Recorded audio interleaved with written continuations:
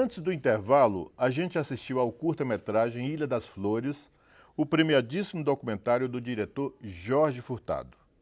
Neste bloco, nós vamos conversar com o professor de História do Cinema, João Miguel Valencise, e com o diretor e ator de Aulas Ulisses. Vamos ver os comentários de João Miguel sobre o final dos anos 80, quando o filme foi realizado.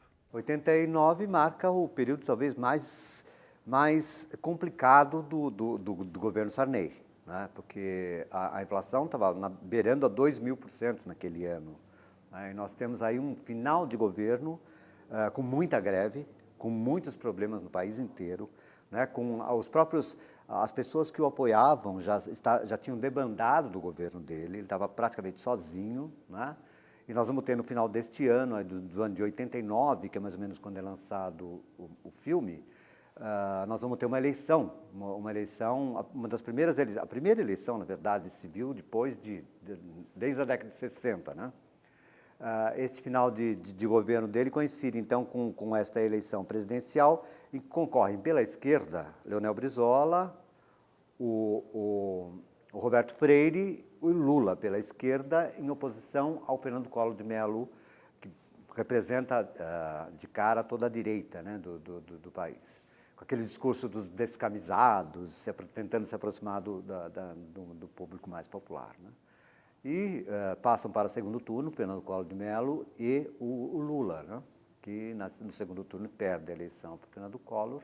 Inicia-se aquele momento obscuro da história brasileira, né, logo no comecinho, com as poupanças das pessoas sendo expropriadas e a Zélia no comando da economia. E um governo que demora apenas 2 anos, né, logo depois ele sofre impeachment e acaba. Mas o Ilha das Flores acontece exatamente neste momento da história brasileira. O diretor e ator de Aulas Ulisses chama a atenção para um aspecto importante: o impacto que o filme causou. Ele reconstrói toda a humanidade a partir de alimentação, a partir de como se ganha dinheiro, como era a troca, né? Ele vai buscando, através de elementos, tanto internacionais como nacionais, te mostrar essa coisa da desigualdade, do fator de você precisar trabalhar para ter dinheiro, de uma pessoa que é dono de você, né? Que você precisa do metal, do dinheiro para você sobreviver, né? Mas ele influencia pela própria linguagem dele, que é super atual, super dinâmica, e que tem conteúdo histórico, que tem um roteiro primoroso, né? Que a gente pode esquecer que aquele roteiro é fabuloso. Inclusive está em acesso no site, algum site tem o roteiro, que é bem legal ler. O tomate também chamou a atenção do professor de História do Cinema. Você acompanha a vida desse tomate do momento em que ele é escolhido por alguém até o lixo para onde ele é jogado, né? E, no geral, ele tenta discutir a questão do consumo e a questão do lixo, de para onde vai esse material todo e mesmo no lixo, de que maneira as pessoas se apropriam dessas coisas que já vão para o lixo e continuam suas vidas, né? Que era um momento que o Brasil estava vivendo também. Isso estava muito casado com a história que o Furtado propõe. Observe agora os comentários de Aulas sobre a construção do roteiro e sobre sua originalidade. Se eu falar para você, olha, o Brasil é isso aqui. Se você mostra, se tem imagem, se tem personagens, aquilo dá um outro impacto. Aí você, num debate, que geralmente sempre é para fazer um debate, você vai situando a pessoa dentro do país, dentro da sua situação política, social, cultural e até econômica, né? E eles utilizam mais, eu acho, porque para ter esse impacto que eu tive, por exemplo, dessas imagens. E outra, a construção dele é genial, né? Então ele vai desconstruindo, colocando você dentro da história, com efeitos, com aquelas transições, né? Isso te deixa mais vivo, né? Parecendo um videoclipe, não que seja um videoclipe, né? Mas te vai cortando imagens. Isso ajuda também a pessoa a ter um entendimento de um universo. Então há um começo, meio e fim desse processo que as pessoas começam a se impactar também. Você não tinha uma noção de como é que ia lidar isso, né? Como é que era aquele filme que falava de um tomate, né? E aí que história era essa? Que era bem complicado. Assim, eu fiquei impactado, mas eu nunca tinha visto alguém pegar comida do lixo para comer. Isso é muito estranho. O impacto talvez maior seja essa fragilidade do brasileiro de ser você rejeitado o alimento é rejeitado a princípio, aí um animal que é o porco não quis comer e aí uma família vai lá e pega aquele alimento para consumir. Eu acho que o impacto maior foi aí para mim, assim. E dentro dessa proposta, o cinema, ela traz a muita frente isso, né? Quando eu resolvi fazer cinema, era mais por causa dessas situações de você ter impactos visuais e de como você conta a sua história. Vocês perceberam quem foi o narrador do filme? Um ator muito famoso. Ele vai costurando o filme com essas coisas históricas e com aquela maravilhosa fala do Paulo José, que dá o tom do filme, eu acho, assim. As provocações de oscilações de voz do Paulo José é muito forte nessa coisa do filme, perpassando o filme todo, né? Ele não pega a narrativa e joga ela assim, é assim, assim. Não, ele põe emoção, ele busca um emocional, claro, junto com o diretor, que ele não podia fazer isso sozinho, mas aquela voz dele, de narrar o que tem dentro do filme, o conteúdo que vai, né? Eu acho que só fortalece o filme.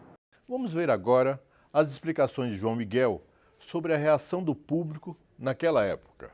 O filme caiu nas graças, não só da crítica, mas caiu nas graças das populações mais pobres, né? Ou pelo menos excluídas daquele momento, né? E o filme começou a ser passado em todos os locais. O boca a boca foi fundamental para a existência deste filme.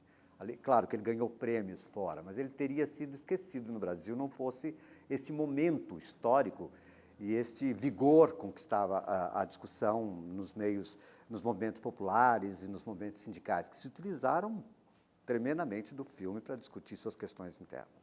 Ele denuncia essa fragilidade mesmo do ser humano com relação a esse poder de pessoas que têm grana oprimir quem não tem. E que ele vai chegando no mais miserável, não quer saber, está ali. E isso é muito forte dentro do filme. Ele tem uma trajetória de estar ali, né? Fechando você, o seu entendimento dentro de um universo que está perto de você, mas você não vê, né? Jorge Furtado é hoje considerado como um dos mais importantes nomes do cinema e da televisão do Brasil. Vamos voltar aos comentários dos nossos convidados sobre a importância desse grande cara. A linha de trabalho do Jorge Furtado tinha umas sequências nesse sentido, né? Ele, antes de fazer Ilha das Flores, ele trabalhava num programa chamado Kizumba, na TV de lá, que misturava um pouco ficção e documentário, né? Então, acho que quando ele trouxe com esse...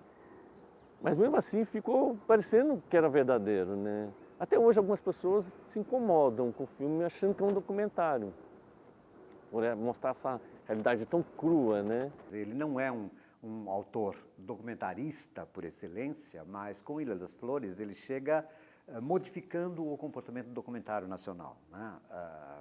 Principalmente porque é um documentário que desconstrói a linguagem para construir novas perspectivas para a própria linguagem do documentário, né? E ele é muito bem recebido, assim, ao contrário do que se esperava, por ser um documentário fora dos padrões do documentário convencional, ele alcança populações facilmente com o seu debate, com a sua discussão, com a forma como ele é construído, com as perguntas que ele se faz, com as perguntas que ele próprio desfaz durante o documentário. E uma última pergunta. Será que a temática do filme continua atual, mesmo passados mais de 25 anos? Se a gente olhar o Brasil de hoje, olhar o Brasil de 89, a gente não reconhece, né? Quer dizer, hoje a gente conquistou muita coisa, os sindicatos conquistaram muita coisa, o trabalhador conquistou muita coisa. Eu acho que o mundo é muito melhor. E nas questões, por exemplo, de meio ambiente, a gente avançou muitíssimo. Cidades como São Bernardo, por exemplo, já tem quase que em toda a sua área urbana A coleta de lixo seletivo com caminhões na porta a porta, você já não tem mais. E as pessoas adquiriram esse hábito de reciclar, né? Eu acho que a produção maluca de lixo, isso nós não mudamos, né? A gente consome do mesmo jeito, uma mesma quantidade de sacolinhas plásticas, a mesma quantidade de lixo. Cada vez mais a gente parece que precisa consumir essa quantidade, né? A gente não recicla, a gente não reusa, né? A não ser quando acaba, que é o caso da água, por exemplo, né? Aí todo mundo fica doido para fazer tambores e guardar água, né? Mas, no geral, a gente se esquece disso e não aprendeu com aquilo. Tem gente nos aterros sanitários buscando alimento. Tem gente buscando o que sobreviver do aterro sanitário ainda. E existe muita gente com fome. Quando você vê aquelas crianças esperando, né, que a mãe consiga aquele alimento para ela ser feito em casa, ainda existe isso no Brasil. Eu acho que ele não perde, ele é muito atual ainda. Por mais que ele seja feito em 89, ele tem essa coisa de fazer um recorte lá, mas que está aqui ainda. Por mais que você teve várias décadas de governo que ajudou o social, a pessoa ter o direito à alimentação, de seguir digna nesse país, ainda sim há muita gente com fome. Há muita gente lá nos aterros sanitários ainda. Hoje a gente fica por aqui. Esperamos você na semana que vem aqui na TVT, a TV dos Trabalhadores, e até lá.